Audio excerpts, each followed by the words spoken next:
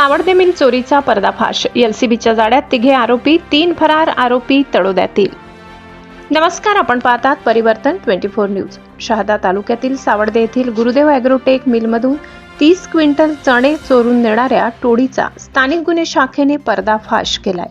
या प्रकरणात 3 आरोपींना अटक करण्यात आली असून 9,50,000 रुपयांचा मुद्देमाल जप्त करण्यात आलाय। मिळालेल्या माहितीनुसार अज्ञात चोरट्यांनी मिलमधून 1.5 लाख रुपये किमतीचे 30 क्विंटल चणे लंपास केले होते। या प्रकरणी फिर्याद दाखल होताच एलसीबीने तपासाची चक्रे फिरवली आणि शहादा येथून शांतीलाल मोरे, पूनम ठाकरे आणि अजय पाडवी यांना ताब्यात घेतले।